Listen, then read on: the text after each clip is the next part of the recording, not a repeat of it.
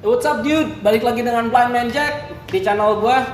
Close up, terbalik up, close and close up banget. Ya maklum acaranya baru, namanya juga gua salah sebut terus. Ya, mungkin yang ngikutin gua di sosmed tahu beberapa bulan yang lalu gua sempat menantang seseorang anggota legislatif yang mengklaim bahwa orang dengan gangguan jiwa itu bakal berbuat kerusuhan di TPS kalau dilibatkan dalam pilpres ataupun pileg yang akan diadakan bulan April nanti, gitu ya. Lalu gue juga sempat baca ada artikel yang disampaikan oleh tokoh yang sangat ini juga yang sangat kredibel juga, dokter dia.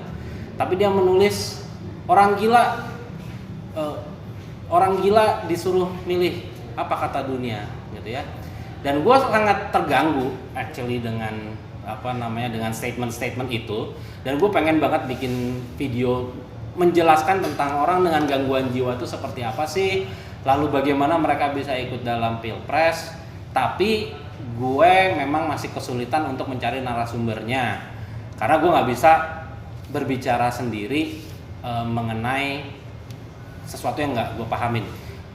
Yang mana ini juga pengen gue sampaikan kepada lu semua, termasuk dua orang yang tadi, bahwa kalau tidak tahu, tolong deh nggak usah bikin statement yang aneh-aneh. Kita belajar aja dulu, kita tanya-tanya aja dulu sama yang bersangkutan, baru kita bikin statement gitu. Jangan kita berdasarkan stigma yang nggak jelas dari mana, yang mungkin memang beredar di masyarakat, terus kita bikin statement yang aneh-aneh gitu. Jadi sore hari ini gue datang ke KPSI, komunitas peduli skizofrenia Indonesia, dan gue sudah menemukan beberapa kawan-kawan yang mereka adalah resource person, orang-orang sumber yang memang kredibel untuk ngomongin tentang skizofrenia. Kenapa? Karena mereka adalah orang-orang yang mengalami skizofrenia, dan mereka sudah berulang kali juga ikut pilkada, pileg, pilpres, pilihan lurah, pilihan ibu rumah tangga dan lain sebagainya. Udah tuh. Ya, dan nggak ada masalah, nanti kita ngobrol sama mereka. Jadi di ujung sebelah kanan gua sudah ada Kiki. Kiki boleh perkenalkan diri? Hai guys, gue Kiki, gue orang dengan skizofrenia. Sejak tahun 2008 pertama kali didiagnosis, dan gue tetap milih kok sampai pemilu yang terakhir gue tetap milih. Oke, dan lo udah terdaftar juga sekarang? Sekarang udah terdaftar. Udah terdaftar, oke. Lalu sebelah kanan gue ada Ian. Halo, nama saya Ian. Saya orang dengan skizofrenia. Ya, saya udah 2009 ya, pemilu 2009 sama pemilu 2014 saya udah milih. Udah milih juga. Itu saya udah mengalami skizofrenia. Nah, oke.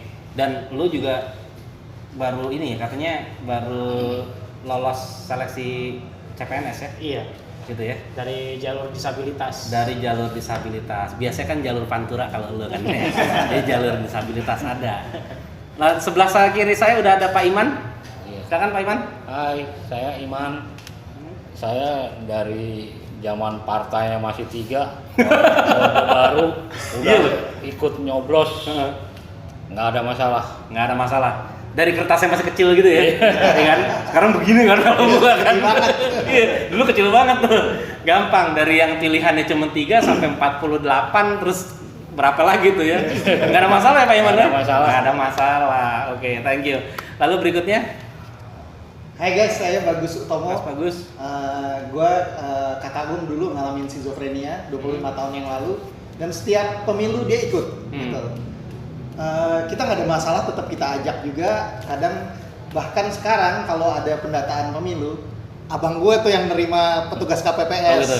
Bahkan dia nelfon gue ngingetin saatnya nyoblos. Gitu. Oh, malah sadar banget. Iya. Waktunya untuk memilih gitu Iya. kan. Jadi sebenarnya satu stigma di sini sudah terpatahkan gitu, bahwa orang dengan gangguan jiwa datang bikin rusuh di TPS tuh kagak ada yang kayak gitu. Nggak ada. Nggak ada kan, dan nggak pernah ada kejadian kayak gitu juga kan. Belum ada. Cuman memang betul kan ada orang gangguan jiwa yang masih tidak terkendali. Betul. Benar ya? Betul. Nah, itu gimana tuh kalau mereka tuh? Apakah mereka harus didata juga atau mereka harus digeret-geret juga ke TPS? Kalau menurut teman-teman gimana tuh? Ya kalau menurut pengalaman saya nih sebagai keluarga ya, sebenarnya dari dulu petugas KPPS tuh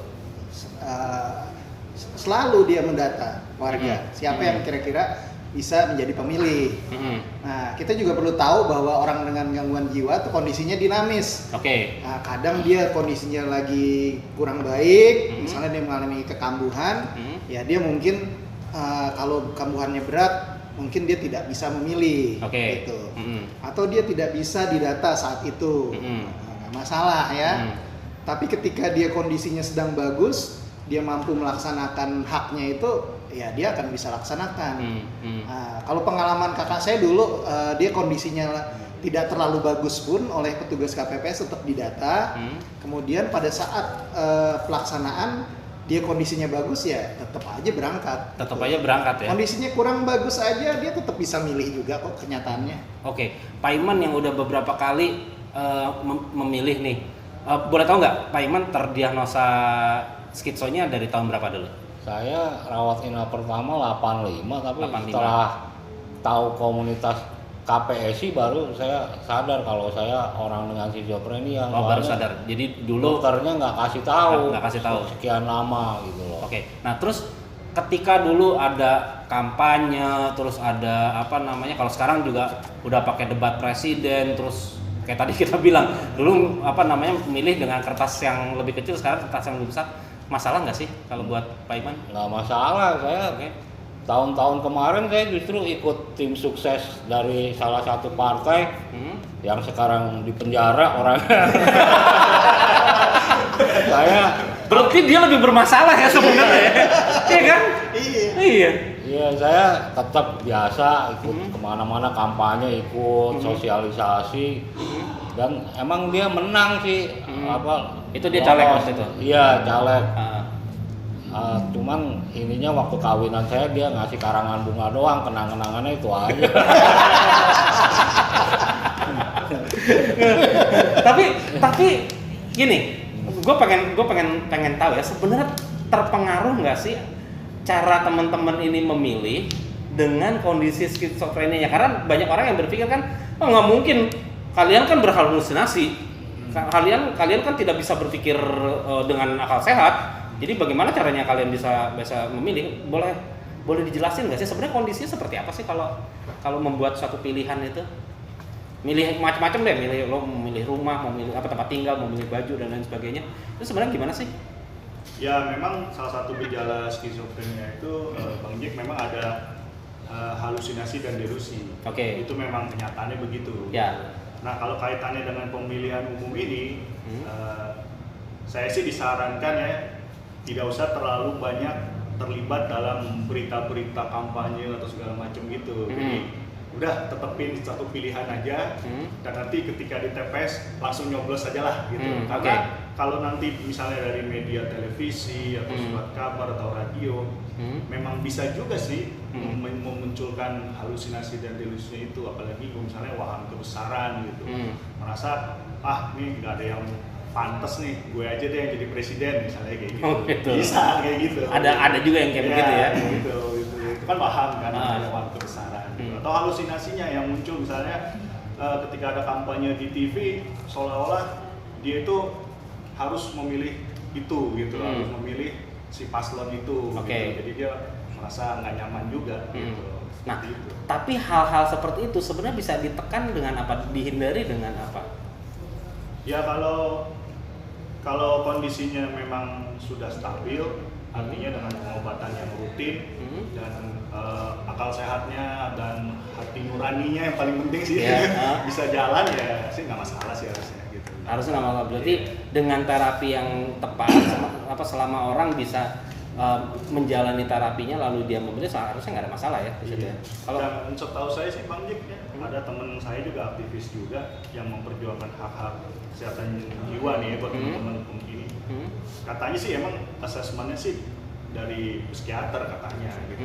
Jadi mungkin yang sedang dirawat gitu kan, katanya asesmennya dari psikiater nanti mereka layak apa milih apa enggak gitu. Nah, Seperti itu. gua pribadi tuh gua nggak terlalu setuju tuh dengan surat. Memang ada, gua tahu bahwa katanya teman-teman dengan gangguan jiwa boleh memilih tapi harus bawa surat dokter. Iya. Nah, kalau gua pribadi, gua tidak terlalu setuju karena gini. Gue berpikir kalaupun teman-teman lagi kambuh dalam keadaan yang tidak bisa memilih, nggak akan juga kayaknya datang ke TPS ya, benar nggak sih? Mungkin kayaknya sih. Nggak, bagi saya nih keluarga nih ya. Kakak saya lagi kurang bagus pun bagi saya nggak peduli, karena sebenarnya bagi kita mereka yang udah tampil di kertas suara itu sebenarnya udah melalui seleksi yang bagus dari sistem politik di Indonesia gitu loh. Katakanlah kita mau pilih capres, ada 2 orang, ini udah dua orang yang terbaik di Indonesia. Dia mau coblos yang manapun itu dua-duanya nggak ada yang salah. Sebenarnya nggak ada yang salah ya. Nggak ada yang salah, nggak dicoblos pun itu hak dia juga gitu kan. Gitu, yang penting ketika dia sebagai warga negara ya dia harus didata dan kalau memungkinkan dia datang ke TPS gitu. Bahkan kalau menurut gue ya, kalaupun dia misalnya memilihnya atas dasar gue seneng nih gambarnya bagus Itu dia. gitu kan, ada ini kumis oke nih gitu kan, gue coblos kan gitu kan. Iya. Nggak ada yang pernah masalahin kan selama ini gitu. Artinya dulu gue inget banget dulu, nggak usah gue omongin deh orangnya, tapi ada apa namanya kandidat yang dipilih tuh karena dulu ibu-ibu mikirnya ini ganteng ada tuh dulu tuh ya kan, nggak ada pernah masalahin kan gitu. Dan apa namanya, orang ya sudah karena ibu-ibu memilihnya karena ganteng ya silakan aja, atau kebalikannya gitu kan, ini caleg cantik nih kayaknya nih gue pilih yang ini, itu nggak pernah ada yang masalahin juga kan. Tapi kenapa ketika teman-teman dengan gangguan jiwa ini milih, permasalahannya jadi banyak gitu kan. Ya jangankan teman-teman ODGJ, gue juga sebagai keluarga milihnya juga kadang kalau calegnya begitu banyak juga untung-untungan juga ya kan. Jadi bagi gue sih sebagai keluarga, dia mau milih dia ya kita dorong aja, nggak ada masalah. Bebas dia mau milih apa. Kalau dari Yan gimana? Pengalaman lo gimana Yan? Ketika lo udah berapa kali ikut ini? 2 kali. Sejak sakit ya. Sejak mengalami skizofrenia. Iya, sekitar 2 kali lah. Berarti 2014. Pilpres itu pilpres. Oh, pilpres. Pilkada. Kemarin pilkada kan. Pilkada 2 kali juga. 2 kali juga. Nah, terus lu gimana? Pengalaman lu gimana kalau waktu milih? Ya, Lo menentukan pilihan lo dari mana? Coba gue pengen. Saya menentukannya dari track record ya. Track record. Track record saya lihat dulu, ini track recordnya gimana waktu dia memimpin dulu atau waktu dia menjabat sebagai apa gitu, track recordnya bagaimana, terus visi misinya apa gitu. Visi misinya apakah itu apa namanya bagus untuk dipilih, ya udah saya pilih gitu. Oke. Berarti ya lo riset juga kan, lo baca-baca, lo googling, lo apa segala macam. Lo ikut debat apa, ngikutin kayak debat-debat gitu, lo ngikutin nggak? Kemarin ngikutin, cuman kalau tahun ini enggak. Agak males kayaknya. Males nontonnya. Dan itu sebenarnya nggak ada hubungan dengan lo sebagai skizofrenia kan? Enggak. Emang males aja. Ada, rasanya situasi politiknya udah nggak nyaman Udah gitu. nggak asik gitu kan? Kalau 2014 saya masih ngikutin gitu. Oh debatnya begini. Oh jadi saling apa namanya? Saling iniin visi dan misinya gitu. Saya nonton gitu. Kalau sekarang saya ngelihatnya lebih ini nyerang si ini gitu. Jadinya masing-masing menunjukkan bahwa dia yang lebih baik gitu kan. Itu tim sesnya apanya gitu. Saya jadinya saling serang gitu malah jadi malas gitu. Iya. Gue juga sama Bang Jack. Gimana? Kalau tahun ini gue nggak ngikutin, terus terang aja. Sama sekali satu berita tentang kampanye atau debat di TV juga nggak nonton karena ya paslonnya dia juga kan, gitu. Kecuali kalau paslonnya tandingannya lain lah, gitu. Mungkin gue akan ngikutin gitu. Cuman yang mesti diperhatikan juga, kita ini tetap bisa kok dengan akal sehat kita gitu, walaupun dengan tadi ada gejala halusinasi waham gitu, tapi akal sehat kita tetap jalan gitu. Meskipun skizofrenia itu kan gangguan fungsi otak, tapi tetap aja logika kita pun masih bisa jalan. Masih bisa jalan kan? Iya, istilahnya nggak bodoh-bodoh amat lah gitu. Bahkan lu tadi cerita sama gua dalam kondisi apa namanya kambuh ya waktu itu? Iya, jadi gue ikut pemilihan itu sama kayak Ian juga. Itu yang 2014. 2014. Waktu itu emang kondisi gue 5 tahun yang lalu nggak seperti sekarang. Jadi gue susah bangun pagi sebenarnya waktu Oke. itu. Jadi keluarga gue tuh kalau Itu kayaknya se Indonesia Raya deh, kalau susah bangun pagi gitu. Iya, maksud gue malam kan minum obat gitu. Iya. Gue bisa istirahat gitu kan. Nah, keluarga gue tuh kalau mau nyoblos pagi-pagi karena mereka males kalau udah siang rame. Iya, ngantri apa Jadi segala pagi macam. bangunin, suruh mandi kan kondisi masih keleyengan gitu kan. Dan keluarga mendukung tuh ya? Yang mendukung. Oke. Datang ke TPS ya dalam kadang-kadang kalau masih ada tungguan ya masih ngantuk-ngantuk juga gitu. Begitu dipanggil kan urutan tuh bokap, nyokap, gue ya udah nggak ada masalah sih saat nyoblos gitu. Cuman mungkin situasinya ya pas saat hari hanya gue lagi masih ngantuk-ngantuknya aja. Tapi gue udah jauh-jauh hari gue udah tahu pilihan gue gitu. Dengan Oke. gitu. Kalau Pak Iman nentuin pilihan gimana Pak? Ya saya kan selama ini sering terlibat juga tuh. Nah Pak Iman aktif nih ya kayaknya. Aktif. Tim sukses berapa kali nih kayaknya nih. Side job Pak. Paling nggak koleksi kaos kayak gitu. Nah, kayaknya itu nih. Ini sekarang nggak pakai kaosnya deh kan? Ntar gue blur. Oke, nah, terus Ya, sorry. saya ini udah pasti kenal kan sama calegnya gitu, pasti ya saya nyoblos dia gitu. Oke.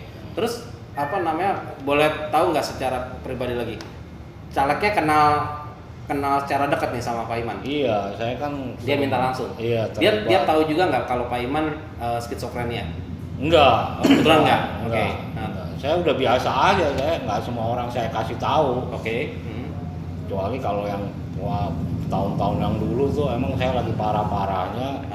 Ya saya yang zaman masih partai 3 tuh udah pasti kan harus milih siapa gitu. Yoi. Itu udah zaman itu tuh. Saya boleh nambahin nggak? Boleh. Gimana ya? Jadi gini, saya punya pengalaman gitu kan. Ini di luar konteks ya. Jadi saya waktu itu ikut cari tiran gitu. Cara tiran, oke. Lari gitu kan. Pas lari, saya didampingi kan sama temen juga gitu kan. Dia emang dari pelari gitu kan. Didampingi terus ditanya ini dari mana? Dari komunitasnya apa? KPSI, Komunitas Peduli Skizofrenia Indonesia. Apa tuh katanya? Orang gangguan jiwa katanya. Nah, kok orang gangguan jiwa bisa lari katanya? Kan di kaki, pakai kaki, bukan pakai kepala, nggak begitu kan larinya. Nah, maksudnya waktu itu saya dapat medali gitu. Soalnya 50 orang pertama yang lari masuk dapat medali gitu. Mereka pada bingung kok bisa gitu katanya. Nah, inilah yang saya pengen luruskan gitu. Jadi jangan disamakan orang-orang yang sudah stabil dengan kondisi yang masih parah. Kalau yang masih parah dia nggak diobatin gitu. Sedangkan kita ini kan minum obat gitu. Ya, betul. Seperti itu. Nah, kalau kita udah minum obat teratur, udah rutin, terus dapat terapi yang bagus, ya apa bedanya kita sama orang-orang yang di luar gitu? Iya, Orang beda. lain. Seperti itu gitu. Kita juga ada terapi bahwa di mana kita misalkan kayak contoh waham.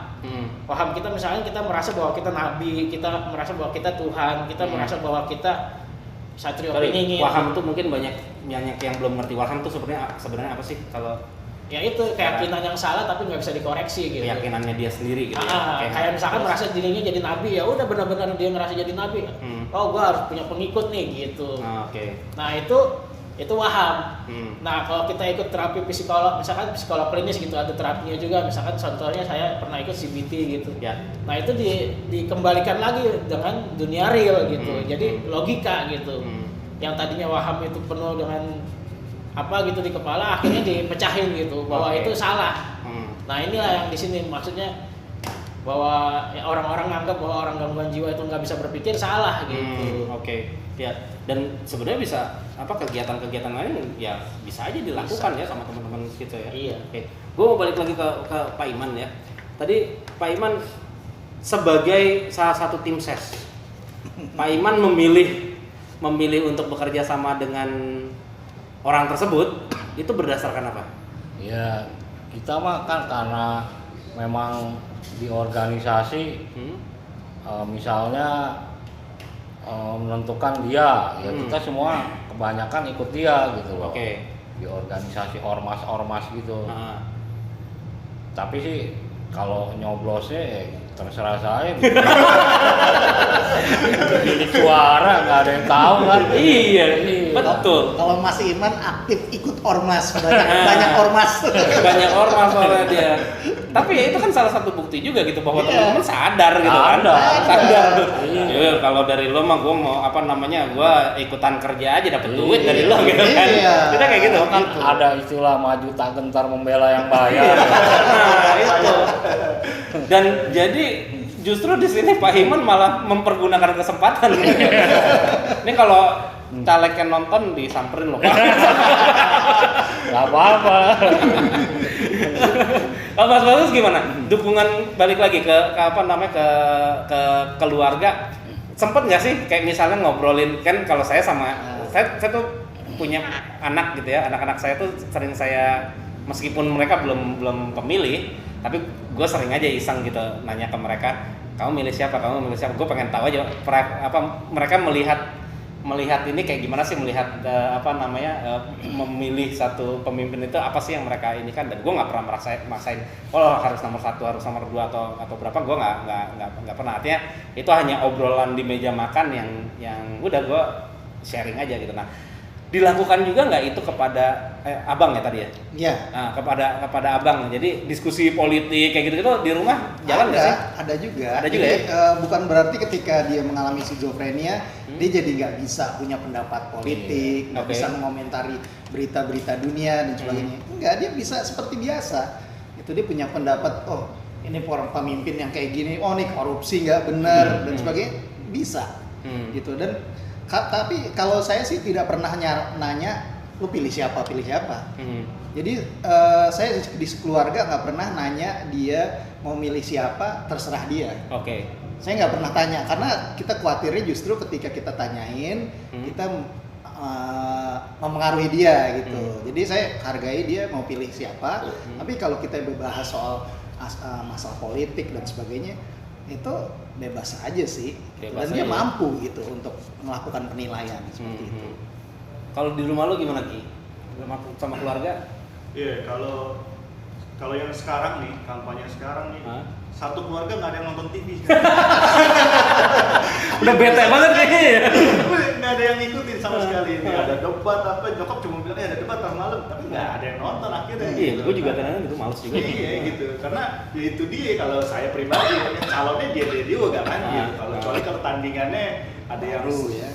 yang baru gitu kan, terus bisa selevel gitu kan, mungkin gue mikir nih gitu kan. Tapi kalau ini sih gue udah pastilah. Udah Keluarga gue juga mungkin pasti juga gitu, jadi gitu aja gitu. Tapi gue pernah ingat waktu apa ya, pilek ya apa sih? Yang legislatif. pilihin yang banyak itu tuh gambar. Iya, legislatif. Itu. Caleg. Kan gue pernah bilang sama bokap nyokap, gue bingung nih, gue kagak ngerti apaan dia itu. Dia pokoknya lu coblos aja, jangan sampai kagak nyoblos, dia cuma bilang gitu doang. Pokoknya kamu nyoblos lah, apa aja terserah tadi di dalam situ, pokoknya coblos aja gitu. Pas pemilihan legislatif itu kan gue kagak ngerti gitu kan, Iya, itu iya. kan dia ngapain, gue juga nggak tahu. Yang gue tahu tempelannya di angkot doang kan, di belakang situ. Nah ini yang menarik gitu. Ada Oke. pertanyaan orang-orang di internet yang ngebully ODGJ gitu, bahwa dia pikir memang dia bisa milih mana visi dan misi. Saya bilang jangankan orang ODGJ, lo juga belum tentu tahu visi misi masing-masing. Iya, bener. Caleg, ya kan? Iya, bener. Akhirnya kita untung-untungan juga kok, kecuali ya kebetulan kita kenal, ya kan? Tapi Iya. selebihnya sama kok, nggak ada bedanya. Iya, bener. Terus sawot gitu kan? Ah. Nah itu yang saya ingin tekankan. Gue juga pribadi kalau caleg gue nggak tahu loh, gue harus Itu dia. harus pilih siapa loh. Benar. Partainya juga males. Iya. Dan balik lagi itu juga nggak ada hubungannya sama tunanetra gue gitu kan. Bukan karena gue nggak bisa ngeliat terus gue ini, gue males. Emang gue males dengan informasi yang ada, yang udah gue dapat nggak ada yang membahagiakan gue gitu loh. Itu apa namanya? Nah tadi apa namanya Kiki bilang tentang ya udah pokoknya di dalam coblos aja gitu. Sebenarnya itu juga upaya lo agar tidak terjadi penyalahgunaan suara, benar nggak sih? Iya, salah satunya begitu. Oke, nah ini juga sebenarnya yang jadi masalah di masyarakat, karena masyarakat bilang, wah orang dengan gangguan jiwa nanti didata tapi suaranya dipakai sama orang lain atau ya itu pilihannya dipengaruhin. Nah kalau kayak gini sebenarnya kan harusnya sistemnya yang diganti ya, diperbaikin maksud gue gitu loh. Bagaimana supaya apa namanya kertas-kertas yang tidak terpakai ini atau data yang apa namanya yang tidak menggunakan hak pilihnya ini benar-benar bisa menjadi satu referensi agar tidak terjadi penyalahgunaan gitu nggak sih? Iya, gue pikir gini sih, argumen-argumen bahwa wah nanti ODGJ di jalanan dikumpulin, terus diarahkan untuk memilih satu paslon tertentu, itu gue rasa konyol sih. Konyol banget kalau gue bilang. Karena pengalaman kita aja nih, kita kan organisasi di mana kita bebasin orang yang dipasung, kita ajak teman-teman yang masih di jalan, kita hubungkan ke dinas sosial. Kita tahu banget bahwa untuk mendapatkan layanan kesehatan aja tanpa adanya KTP, tidak terdaftar di KK itu sulit. Apalagi mau didata ke DPT. Itu masuk akal banget itu. Jadi sangat tidak mungkin pemerintah ngambilin mereka yang di jalan terus kemudian didaftarkan DPT, itu tidak mungkin. Dan kita memahami bahwa mereka yang kondisinya akut seperti itu memang tidak memungkinkan untuk memilih. Nah, kita legowo soal itu. Ya kan? Demikian juga mereka yang masih di panti-panti gangguan jiwa, di rumah sakit jiwa yang kondisinya masih gaduh gelisah atau akut tadi, tentu saja mereka kemungkinan besar tidak mampu memilih. Itu kita legowo terhadap itulah. Sama lah dengan penyakit lain, kalau kita kena penyakit misalnya diabetes, gula darahnya tinggi, terus kita koma, kan kita nggak bisa milih juga, gitu. Kita perlakukannya gangguan jiwa itu sama seperti penyakit lain. Tapi ketika dia sudah mendapat pengobatan, kondisinya gejalanya udah mereda dan dia kemudian dia berangsur-angsur udah pulih, atau dia belum gitu pulih banget tapi dia cukup mampu melaksanakan hak pilihnya, nah itu mereka layak untuk didata dan berhak untuk mendapatkan hak pilihnya dia. Oke. Gitu.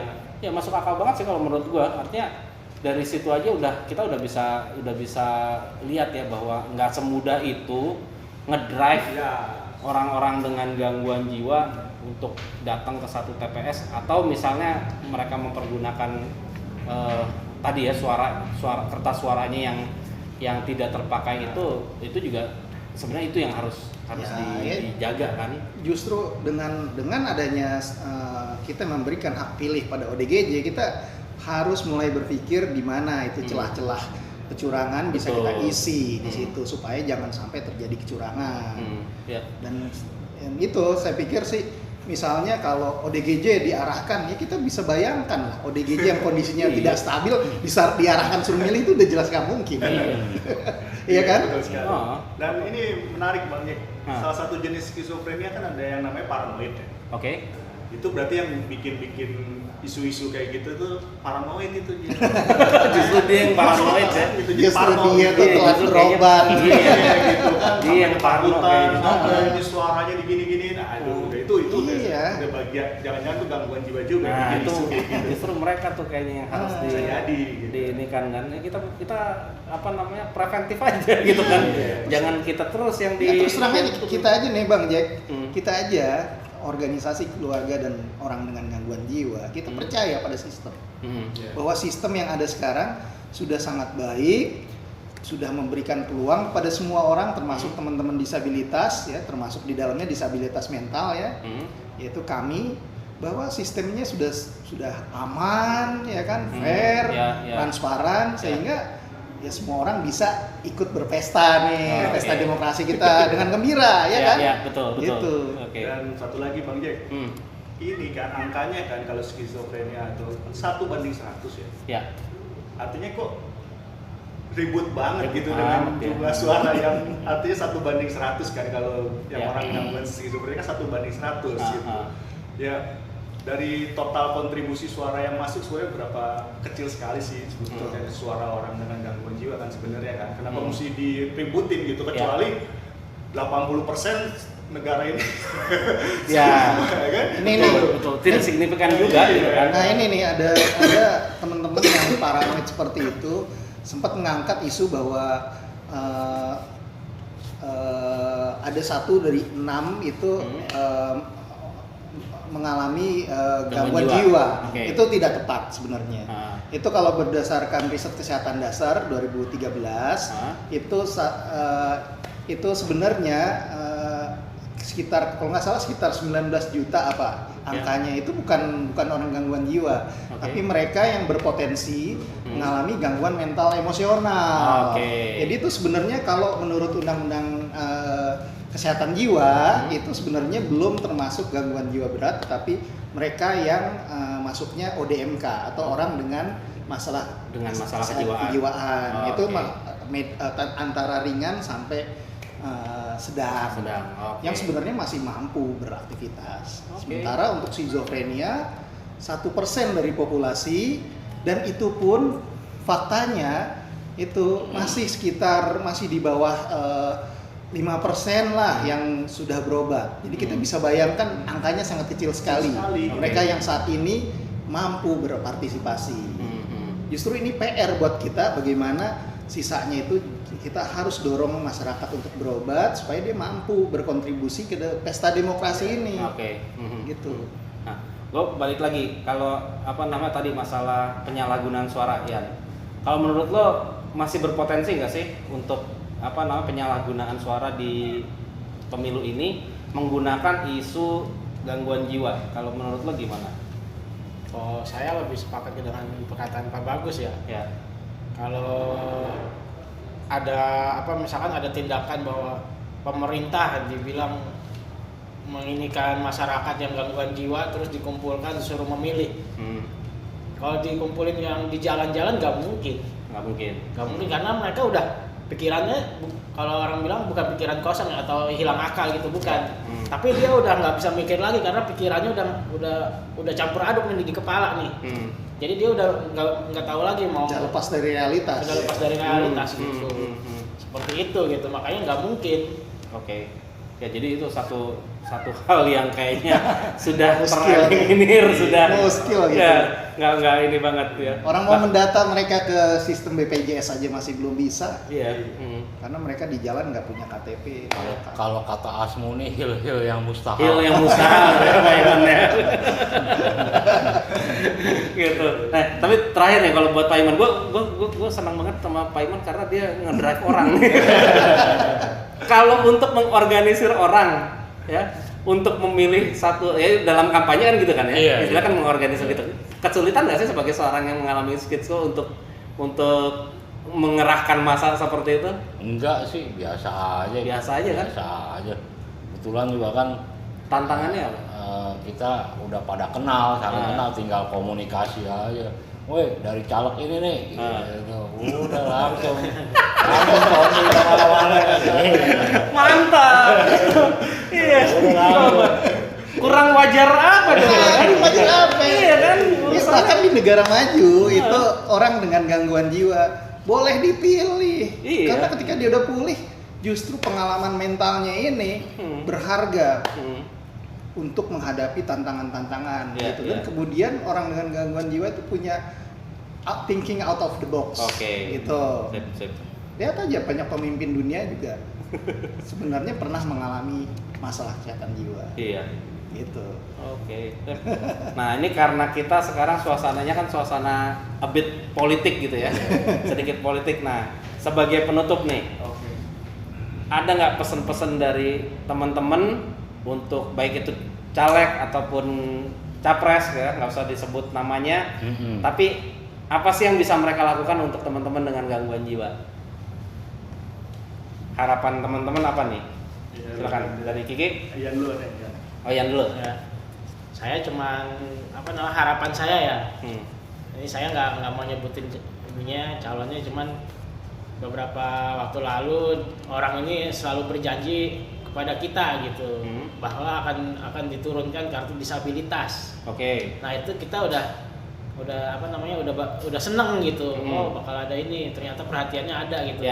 Cuman kok kesannya kayak janji doang gitu. Pelaksanaannya nggak turun-turun gitu. Padahal kita kan disabilitas itu kita susah juga gitu. Kita mau kerja ditahan nggak bisa gitu kan. Soalnya harus ada sehat jasmani rohani. Terus kita mau usaha modalnya nggak ada. Tapi kita juga butuh kebutuhan hidup ada gitu. Kalau pemerintah nggak mau itu ya misalkan pekerjaan atau modal usaha diberikan gitu kan. Kalau enggak ya mau nggak mau kartu disabilitas itu harus turun. Kayaknya lebih cepat nunggu kartu ATM dari kartu ATM malah menjadi. Ki, apa Ki? Kalau saya sih ya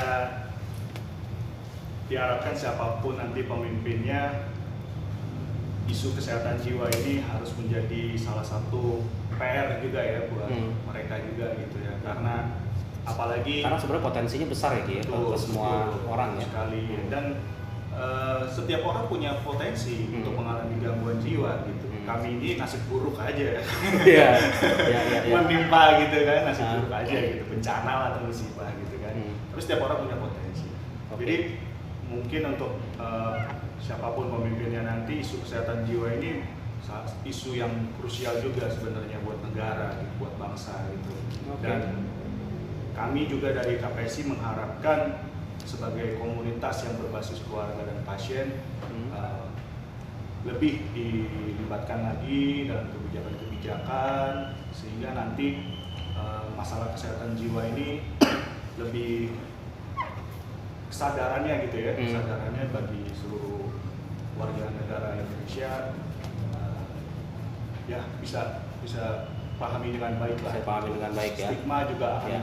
bisa dihapuskan. Dari segi stigma, dari segi fasilitas ya. Dan kami pun juga sebagai warga negara, kami warga negara yang baik kok, bayar Iya, pajak bayar juga, pajak juga kan, milik iya. juga gitu kan, ditilang ngurusnya benar kok.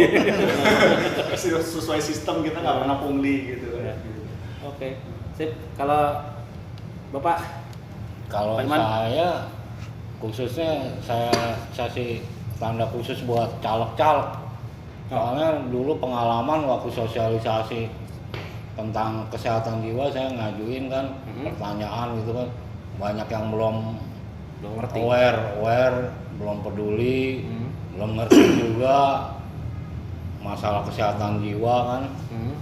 Waktu itu saya pernah tanya kan, gimana? Oh gampang itu, tinggal tapping aja katanya, tap yang begini-begini tuh, di tap-tap gitu. Tapping apa? Oh, Mas bagus dah itu kan. Sentuh-sentuh apa titik-titik gitu. Oh, kayak aku puncur gitu. Nah, iya, cuman pakai jari gitu. Iya. Gampang itu, tinggal begitu aja. Itu udah jadi anggota tuh, anggota. Caleg yang terkenal. Iya, Legislatif terkenal orangnya. udah. Jadi dia mesti Pengetahuannya lebih masih peduli, lebih mengerti lah gitu. Berarti Pak Iman juga sebagai tim sukses harus aktif juga tuh. Iya. Apa membicarakan tentang kesehatan jiwa dan Iya. perlu jadi narasumbernya mereka juga gitu Iya. kan. Gitu. Saya pasti saya bicarakan isu Iya. kesehatan jiwa. Oke. Jadi ntar calegnya harus lebih peduli lah. Gitu. Ya. Oke, kalau Mas Bagus dari keluarga gimana? Ya kalau saya gini Harapan untuk caleg atau capres? kita nih ngomongin soal pilpres, ngomongin soal hak pilih ODGJ, tapi kita nggak sadar bahwa ODGJ itu banyak yang terlantar. Oke. Gitu, terlantar di jalan. Ya. Mereka warga negara Indonesia tapi tidak terdaftar sebagai warga negara, nggak punya KTP, KK, jadi stateless. Sehingga dia tercerabut hak-hak dasarnya, Oke. hak kesehatan, perumahan, hak hidup dan lain-lain. Nah ini sebenarnya PR besar pemerintah. Belum lagi mereka yang masih dipasung, katanya sekitar 50 ribuan orang masih dipasung. Ini kan negara kita katanya negara merdeka, Ya. tapi mereka masih terbelenggu dengan rantai besi dan balok kayu, dan mereka itu menderita di situ. Banyak yang meninggal dalam pasungan. Nah Ya. ini sebenarnya PR buat siapapun capres, kemudian juga anggota legislatif lainnya. Oke. Gitu.